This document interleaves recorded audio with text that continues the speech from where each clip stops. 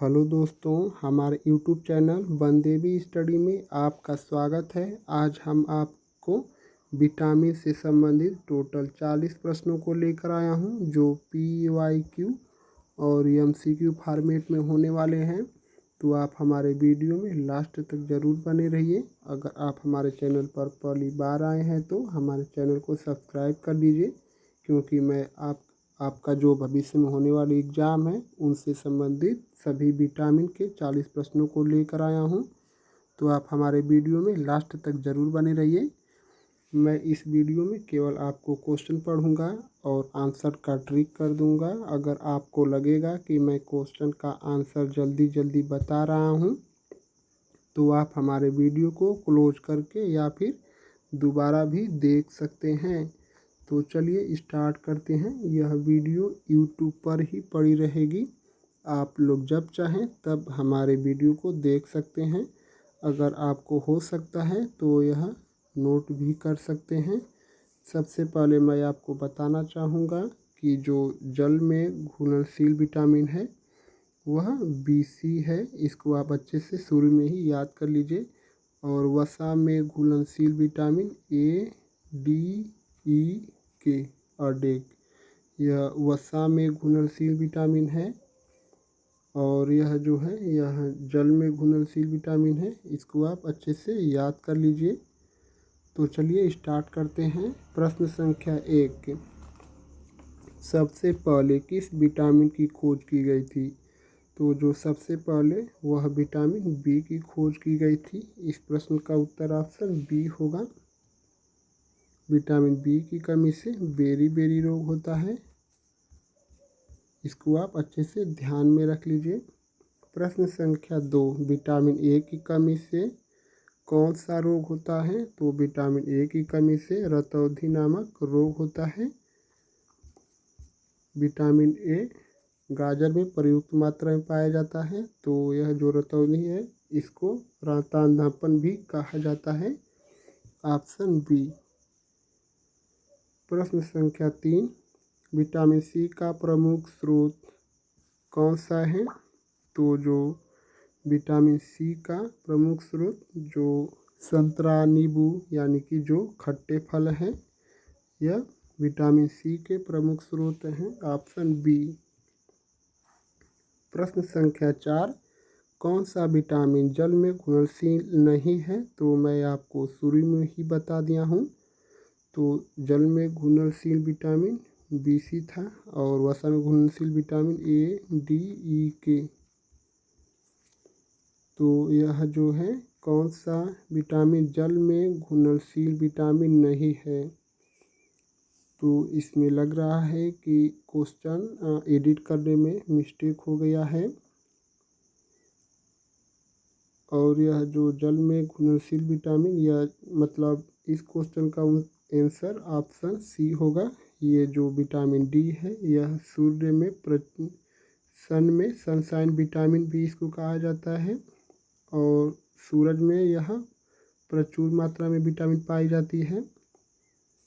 तो आप लोग इसको ध्यान रखेंगे। सनशाइन विटामिन D को कहा जाता है और सूर्य में प्रचुर मात्रा में विटामिन D पाई जाती है।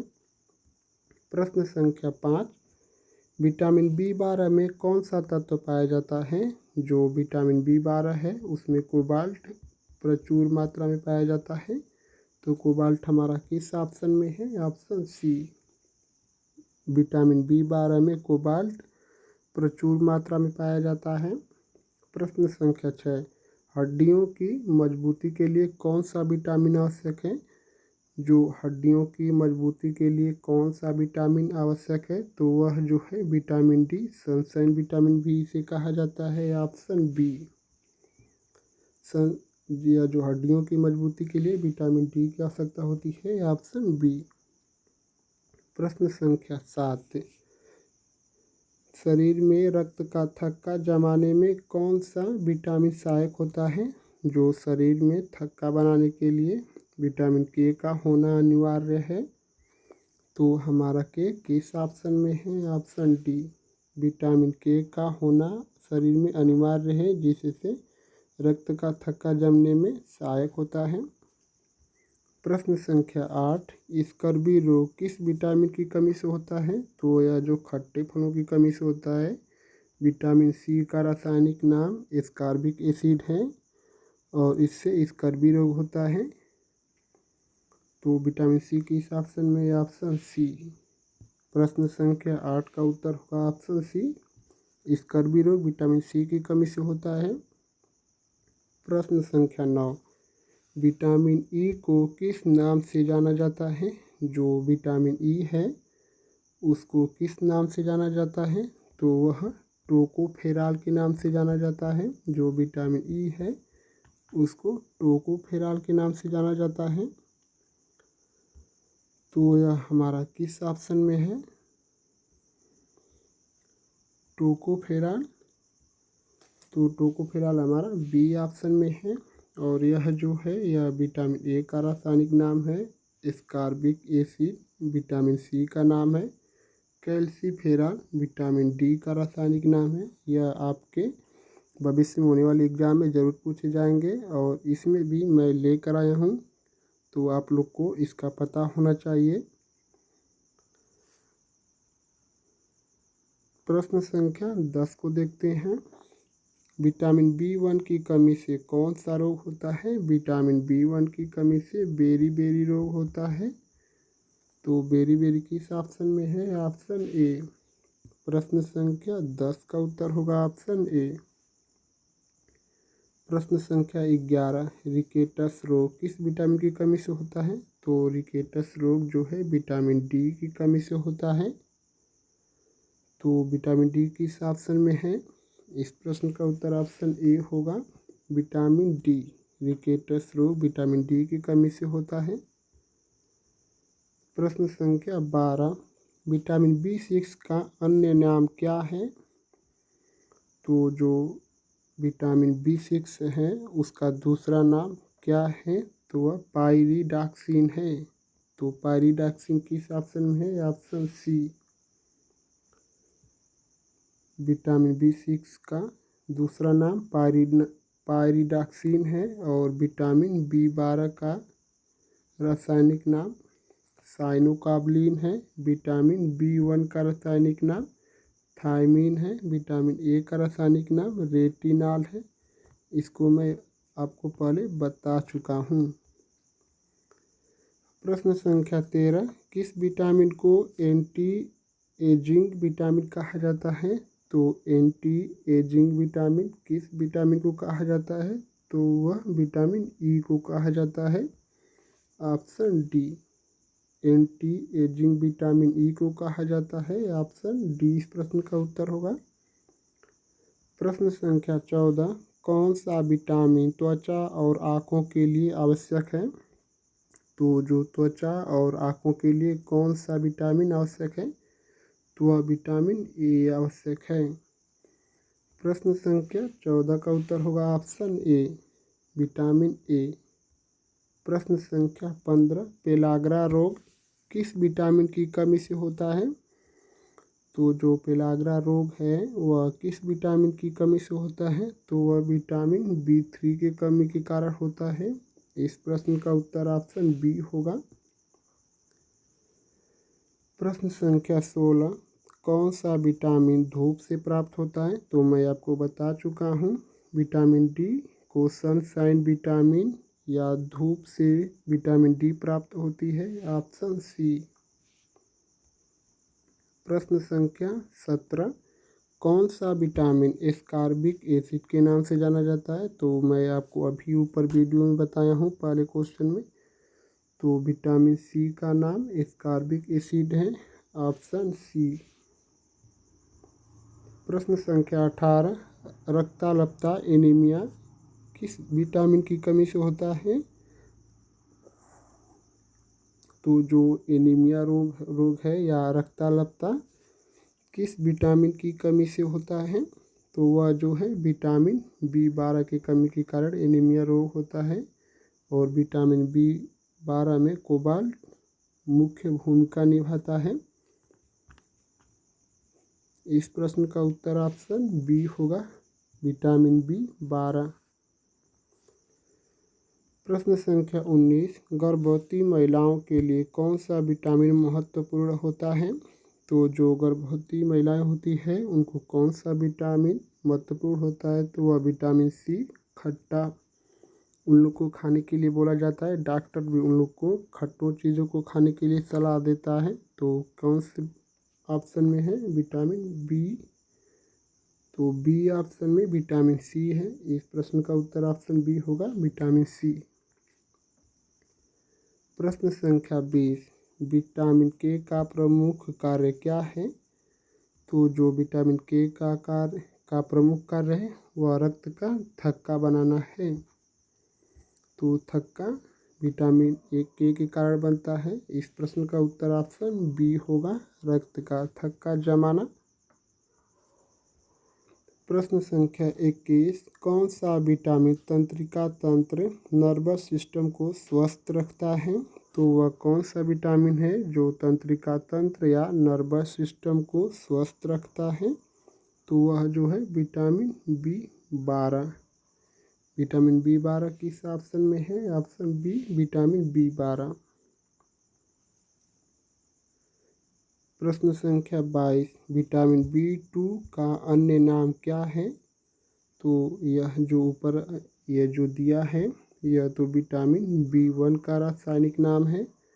तो मैं आपसे B2 का रासायनिक नाम पूछ रहा हूँ, मैं आपको तभी बताऊँगा। आप लोग नीचे ऑप्शन देख लीजिए।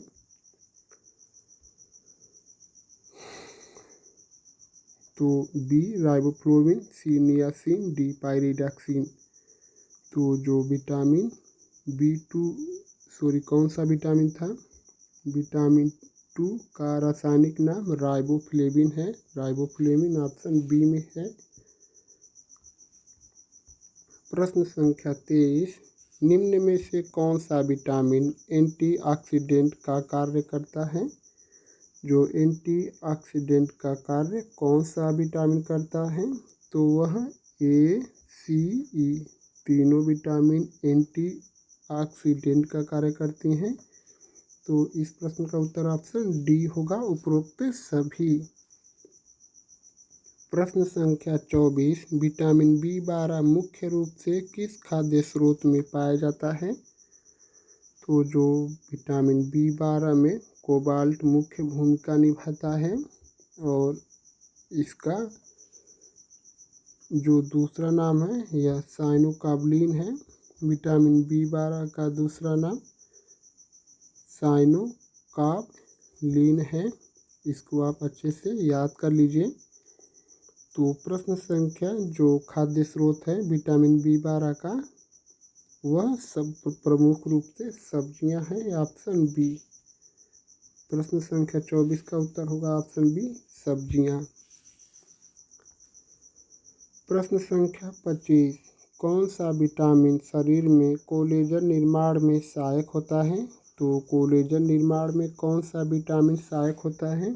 तो वह कोलेजन निर्माण में विटामिन सी सहायक होता है। इस प्रश्न का उत्तर ऑप्शन सी होगा, विटामिन सी। प्रश्न संख्या 26, किस विटामिन को सनशाइन विटामिन कहा जाता है? तो सनशाइन विटामिन डी को कहा जाता है। मैं आपको पहले ही बता चुका हूँ। इस प्रश्न का उत्तर ऑप्शन डी होगा, सी, विटामिन डी। प्रश्न संख्या 27, विटामिन B1 का वैज्ञानिक नाम क्या है? तो विटामिन B1 का वैज्ञानिक नाम थायमीन है। देखते हैं थायमीन किस ऑप्शन में दिया है। तो थायमीन ऑप्शन ए में दिया है। विटामिन B1 का वैज्ञानिक नाम थायमीन है, ऑप्शन ए। प्रश्न संख्या 28, विटामिन के मुख्य रूप से किस कार्य में सहायक होता है? तो रक्त का थक्का जमाने में विटामिन के मुख्य भूमिका निभाता है। इस प्रश्न का उत्तर ऑप्शन बी होगा, रक्त का थक्का जमाना। प्रश्न संख्या 29, निम्न में से कौन सा विटामिन वसा में घुलनशील होता है? तो जो वसा में घुलनशील विटामिन है वह कौन सा विटामिन है? तो मैं आपको शुरू में ही बता दिया था। तो वसा में घुलनशील विटामिन ए, डी, ई, के। जल में घुलनशील विटामिन बी, सी। तो हमारा इधर के मिल गया है, ऑप्शन सी। वसा में घुलनशील विटामिन के होता है। इस प्रश्न का उत्तर ऑप्शन सी होगा। प्रश्न संख्या 30, एनीमिया रोग किस विटामिन की कमी से होता है? तो जो एनीमिया रोग है या रक्ताल्पता किस विटामिन की कमी से होता है? प्रश्न संख्या 30 का उत्तर होगा ऑप्शन ए। इसमें कोबाल्ट मुख्य भूमिका निभाता है और यह प्रमुख रूप से सब्जियों में पाया जाता है। इसको आप नोट भी कर सकते हैं या याद कर भी सकते हैं। आप हमारे वीडियो में लास्ट तक जरूर बने रहिए। प्रश्न संख्या 31, विटामिन ई का मुख्य स्रोत क्या है? जो विटामिन ई है इसका मुख्य स्रोत क्या है? तो तिलहन और नट्स। इस प्रश्न का उत्तर ऑप्शन सी होगा। विटामिन ई का मुख्य स्रोत तिलहन और नट्स हैं। प्रश्न संख्या 32, विटामिन सी को किस नाम से जाना जाता है? तो विटामिन सी को एस्कॉर्बिक एसिड के नाम से जाना जाता है, ऑप्शन ए। प्रश्न संख्या 33, गर्भवती महिलाओं के लिए कौन सा विटामिन सबसे महत्वपूर्ण है? तो वह जो इसमें लग रहा है कि एडिट करने में मिस्टेक हो गया है, तो गर्भवती महिलाओं के लिए विटामिन सी का होना अनिवार्य है। यह सबसे महत्वपूर्ण भूमिका निभाती है विटामिन सी। तो यह जो प्रश्न है इसका ऑप्शन तो दिया ही नहीं है, तो इस विटामिन सी होगा जो एस्कॉर्बिक एसिड के नाम से भी जाना जाता है। प्रश्न संख्या 34, रिकेटस रोग किस विटामिन की कमी से होता है? तो रिकेटस रोग विटामिन डी की कमी से होता है, ऑप्शन डी, विटामिन डी। प्रश्न संख्या 35, किस विटामिन की कमी से मुंह में छाले और त्वचा संबंधी समस्याएं हो सकती है? तो यह कौन सा विटामिन है जिससे मुंह में छाले और त्वचा संबंधी समस्याएं होती हैं? तो वह विटामिन B2 है। जो विटामिन B2 है इसकी कमी के कारण मुंह में छाले और त्वचा संबंधी समस्याएं होती हैं। प्रश्न संख्या 36, कौन सा विटामिन नाखून और बालों की वृद्धि में सहायक होता है? तो नाखून और जो बाल है उसकी वृद्धि में विटामिन B7 मुख्य भूमिका निभाता है। B7 किस में है? Option C. प्रश्न संख्या 36 का उत्तर होगा ऑप्शन सी। प्रश्न संख्या 37, किस विटामिन को एंटी इन्फ्लेमेटरी विटामिन भी कहा जाता है? तो वह जो है विटामिन ई को एंटी इन्फ्लेमेटरी विटामिन भी कहा जाता है। विटामिन ई ऑप्शन बी में है। विटामिन ई को एंटी इन्फ्लेमेटरी विटामिन भी कहा जाता है। प्रश्न संख्या 38, विटामिन B3 का अन्य नाम क्या है? तो जो विटामिन B3 है इसका अन्य नाम नियासिन होता है। नियासिन किस ऑप्शन में है? इस प्रश्न का उत्तर ऑप्शन ए होगा। प्रश्न संख्या 38 का उत्तर ऑप्शन ए। प्रश्न संख्या 39, दृष्टि सुधारने में कौन सा विटामिन सहायक होता है? तो दृष्टि सुधारने में विटामिन ए मुख्य भूमिका निभाता है और यह गाजर में प्रयुक्त मात्रा में पाया जाता है। इस प्रश्न का उत्तर ऑप्शन ए होगा। प्रश्न संख्या 40 और आज के प्रैक्टिस सेट का लास्ट क्वेश्चन, कौन सा विटामिन हृदय स्वास्थ्य को बनाए रखने में मदद करता है? तो अगर आपको किसी स्पेशल टॉपिक पर वीडियो चाहिए तो आप हमको कमेंट कर सकते हैं। मैं उस पर एक स्पेशल MCQ PYQ फॉर्मेट सभी टोटल प्रश्नों को लेकर आऊँगा अगर आपको हमारी वीडियो अच्छी लगे तो हमारे चैनल को सब्सक्राइब कर लीजिए और अच्छी लगी है तो आप लोग एक लाइक भी ज़रूर कर दीजिए। और यह जो प्रश्न संख्या 40 है, इसका उत्तर आप लोगों को कमेंट में बताना है। देखते हैं कितने लोग इसका उत्तर कमेंट करके बता पाते हैं। सबसे बड़ी बात यह है कि दोस्तों आप हमारे चैनल को एक सब्सक्राइब ज़रूर कर लीजिए और लाइक भी ज़रूर कर दीजिए। आप लोग का बहुत बहुत धन्यवाद दोस्तों।